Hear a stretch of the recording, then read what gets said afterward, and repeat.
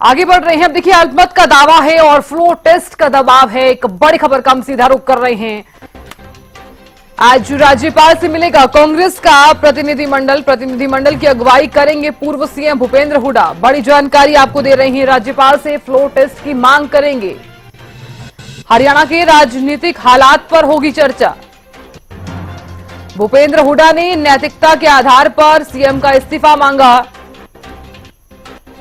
राज्यपाल से मुलाकात के बाद प्रेस कॉन्फ्रेंस करेगी कांग्रेस। तो बड़ी जानकारी हम साझा कर रहे हैं।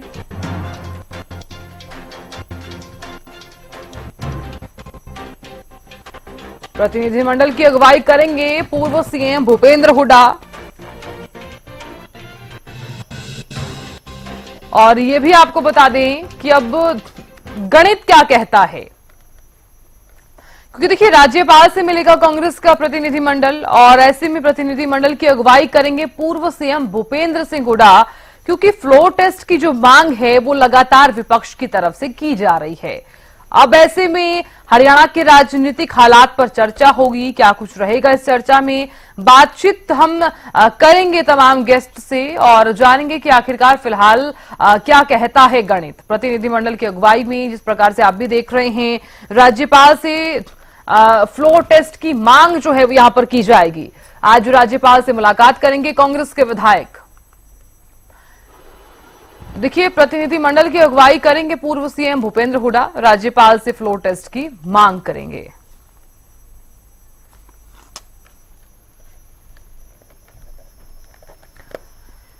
तो देखिए, राज्यपाल से जिस प्रकार से फ्लोर टेस्ट की आज मांग की जाएगी, हरियाणा के राजनीतिक हालात पर भी चर्चा की जाएगी और खबर पर बातचीत करेंगे और विश्लेषण कर लेते हैं। हमारे पॉलिटिकल एडिटर अमित तिवारी जुड़ गए हैं और साथ ही साथ विशेष संवाददाता रवि कालीरमन भी जुड़ गए हैं। अमित, सबसे पहले आपका रुख करना चाहूंगी मैं, क्योंकि देखिए, जिस प्रकार से आप भी जानते हैं, हम लगातार बातचीत भी कर रहे हैं कि राज्यपाल से मुलाकात करने वाले हैं कांग्रेस के तमाम विधायक, लेकिन सबसे बड़ी बात तो ये हो जाती है कि जिस प्रकार से विपक्ष लगातार फ्लोर टेस्ट की मांग कर रहा है, आज राजनीतिक हालातों पर भी चर्चा होनी है। किस तरह से आप देख रहे हैं अमित? देखिए साधना, विपक्ष का काम निश्चित रूप से सरकार पर किसी न किसी रूप में दबाव बनाने का रहता है और यही दबाव की राजनीति के चलते ही बार बार जो है वो सरकार को बर्खास्त करने की, कभी फ्लोर टेस्ट की मांग की जा रही है। हालांकि आंकड़ों की दृष्टि से देखा जाए तो पहले जो सरकार अल्पमत में आ गई थी, निश्चित रूप से उनकी 43 सदस्य संख्या है इस समय भारतीय जनता पार्टी के पास। लेकिन एक जो पहले इन्होंने जब राज्यपाल से मिलने की बात कही थी कि उनका प्रतिनिधिमंडल कांग्रेस का मिलेगा, उस समय परिस्थितियां अलग थी। अब कांग्रेस की किरण चौधरी जो तोशाम से विधायक है, वे भी भारतीय जनता पार्टी में आ गई हैं। यानी कि विपक्ष में बिखराव के चलते ही जो सत्ता पक्ष है वो इंजॉय कर रहा है अपने टर्म को, पूरी को कोई उसे दिक्कत नजर नहीं आती। और इसी वजह से नायब सिंह सैनी खुद कई बार कह चुके हैं कि सरकार अल्पमत में नहीं है, सरकार के पास पूर्ण बहुमत है। क्योंकि देखिए, जो अल्पमत का आंकड़ा जो बाहरी तौर पर दिखाया जा रहा है, जो सदन के भीतर जो है वो पर्याप्त संख्या में पहले ही फ्लोर टेस्ट सरकार ने पास कर लिया था। 13 मार्च को नायब सिंह सैनी की सरकार जब उस समय बनी थी, नायब सिंह सैनी मुख्यमंत्री बने थे। उसके बाद परिस्थितियां बदलती गई हैं, लेकिन वो बाहरी तौर पर है। जब तक उन्हें राज्यपाल नहीं निर्णय लेते इस बारे में, वे अपने विवेक से निर्णय लेते हैं कि सरकार को फ्लोर टेस्ट पास करना चाहिए या नहीं करना चाहिए, कब करना चाहिए। लेकिन उससे पहले राज्यपाल यह कह सकते हैं कि पहले जो मांग कर रहे हैं वो अपने विधायकों की परेड करवा दें। तो ऐसे में सबसे बड़ा प्रश्न, सबसे बड़ा सवाल यही खड़ा होता है कि कांग्रेस या विपक्षी दल एकजुट होकर भी अपने विधायकों की परेड करवा सकते हैं क्या? क्योंकि जेजेपी में बिखराव है। देखिए, उनके रामनिवास सुरजाखेड़ा और जोगीराम सिहाग लगातार भारतीय जनता पार्टी के संपर्क में है। वे लगातार प्रचार भी पहले करते रहे लोकसभा चुनाव के दौरान भी, और उसके बाद भी उनकी मुलाकातों का दौर जो है वो मुख्यमंत्री नायब सिंह सैनी और पूर्व मुख्यमंत्री मनोहर लाल से जारी रहा। तो ऐसे में कहा जा सकता है, और एक सबसे बड़ी अहम बात यह भी है कि दोनों ही सदस्य जो जोगीराम सिहाग है और रामनिवास सुरजाखेड़ा की शिकायत जेजेपी की ओर से राज्यपाल को दी गई थी कि ये लगातार जो है वो पार्टी विरोधी गतिविधियों में संलिप्त है, इनके खिलाफ कार्रवाई की जाए। लेकिन अभी तक उस बारे में भी कोई निर्णय जो विधानसभा स्पीकर ने नहीं लिया है। और ठीक इसी तरह से ही देखिए किरण चौधरी ने पाला बदला है, उनकी सदस्यता रद्द करने को लेकर भी दल बदल उन पर लागू करने को लेकर भी जो है वो स्पीकर के सामने जो है ज्ञापन दिया जाएगा, कांग्रेस की ओर से मांग उठाई गई है।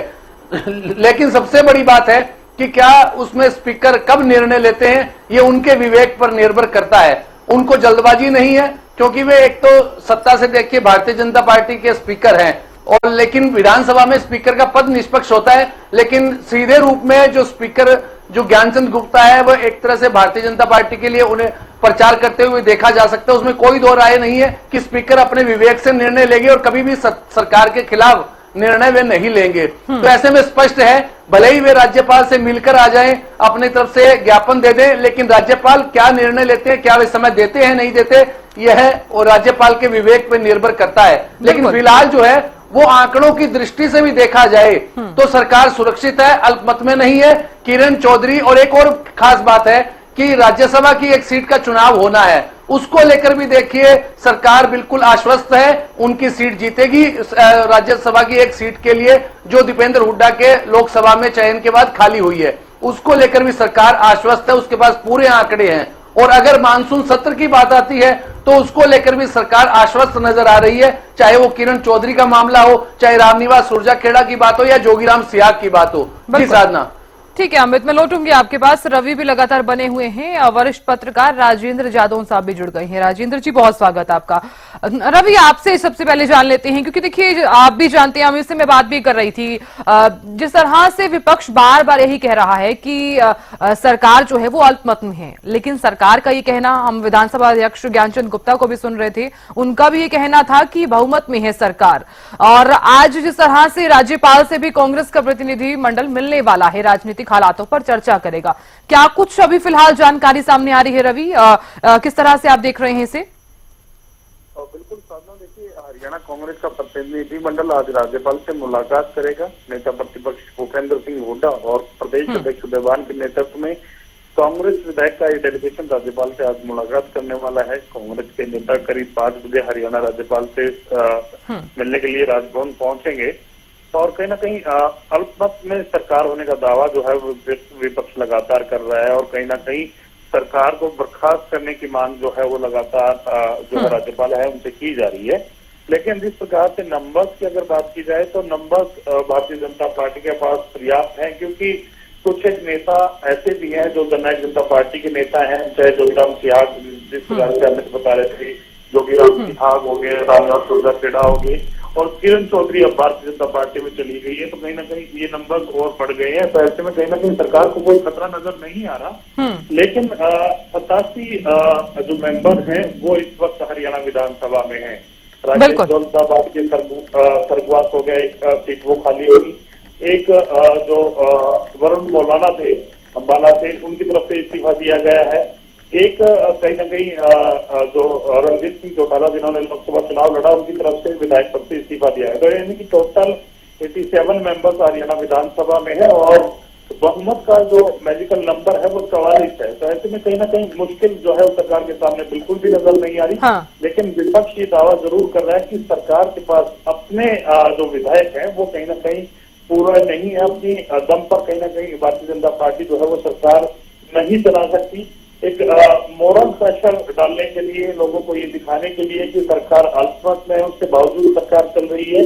तो इस प्रकार से ये तमाम जो राजनीतिक चीजें होती हैं, तो उसी प्रकार से ये आज की मुलाकात जो है राज्यपाल से होने वाली है। और कहीं ना कहीं ये जिस प्रकार से नेता प्रतिपक्ष भूपेंद्र हुड्डा पहले भी साबित कह चुके हैं कि हम सरकार बनाने के लिए सरकार को अल्पमत में करार नहीं दे रहे, हम इसलिए कह रहे हैं कि बीजेपी के पास नंबर नहीं है, और ऐसे में कहीं ना कहीं जल्द चुनाव हो। अगर जल्द चुनाव होते हैं जिस प्रकार से कांग्रेस पार्टी का रिजल्ट। ठीक है रवि, मैं लौटूंगी आपके पास। राजेंद्र साहब भी लगातार बने हुए हैं, राजेंद्र साहब से जान लेते हैं कि अभी फिलहाल वो किस तरह से इन तमाम चीजों को देख रहे हैं, क्योंकि हरियाणा की राजनीति में जिस तरह से चीजें चल रही हैं, कल भी किरण चौधरी बीजेपी में शामिल हो गई, और अब लगातार विपक्ष जो है वो यही मांग कर रहा है कि सीएम जो है वो इस्तीफा दे दें। अल्पमत में है सरकार, लेकिन सरकार का ये कहना कि हम बहुमत में हैं। राजेंद्र साहब, आप किस प्रकार से देख रहे हैं इसे? देखिए, ऐसा है कि विपक्ष लगातार ये दावा कर रहा है कि बिल्कुल। सरकार अल्पमत में आ चुकी है। जब से वो 3 निर्दलीय विधायकों ने समर्थन वापस लिया, हाँ। तब से ये सवाल खड़ा कर दिया था विपक्ष ने कि सरकार अल्पमत में आ चुकी है और उसको बहुमत सिद्ध करना चाहिए। और विपक्ष में कांग्रेस ही नहीं, जेजेपी जो उनके गठबंधन सहयोगी रही है पहले भारतीय जनता पार्टी की, तो उन्होंने भी ये मांग कर दी थी कि सरकार विश्वास मत साबित करे, सरकार अल्पमत में है। तो अब ये जब सवाल खड़ा हो रहा है तो यहाँ कोई इस तरह की बाधा नहीं है कि 13 मार्च को विश्वास मत हासिल किया था फिर 6 माह तक नहीं कर सकते, ऐसा कोई संवैधानिक प्रावधान नहीं है। ये परंपरा के रूप में भले ही इसको स्थापित करने का प्रयास किया जा रहा हो, लेकिन कोई ऐसा संवैधानिक प्रावधान नहीं है। तो विपक्ष भी इन सब बातों का ध्यान रखता है कि अगर संवैधानिक प्रावधान होता तो मैं समझता हूं कि विपक्ष भी इतने जोर देते हुए मांग नहीं करता कि विश्वास मत साबित किया जाए। तो अब यह है कि राज्यपाल के गेंद राज्यपाल के पाले में है। उनकी ऐसे समय में जब सरकार कोई अल्पमत में होती है या कोई पार्टी सरकार बनाने का दावा पेश करती है, तो राज्यपाल अपने आप को आश्वस्त करते हैं कि जो दावा पेश किया जा रहा है वो पर्याप्त संख्या के साथ किया जा रहा है या बहुमत के साथ किया जा रहा है या नहीं किया जा रहा है। और अगर वो जब आश्वस्त होते हैं तो फिर वो सरकार बनाने के लिए आमंत्रित करते हैं और विश्वास मत हासिल करने के लिए भी कहते हैं।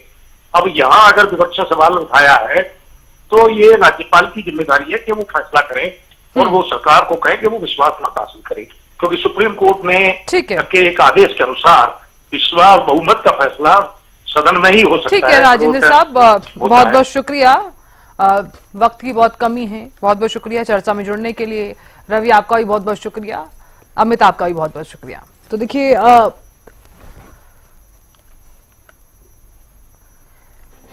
अब नजर डाल लेते हैं विधानसभा में आखिरकार बदला क्या क्या है। करनाल से सीएम नाथ सिंह सैनी जीते और इधर किरण चौधरी भी पार्टी में जिन्होंने ज्वाइन कर लिया है। 3 निर्दलियों का कांग्रेस को समर्थन मिला।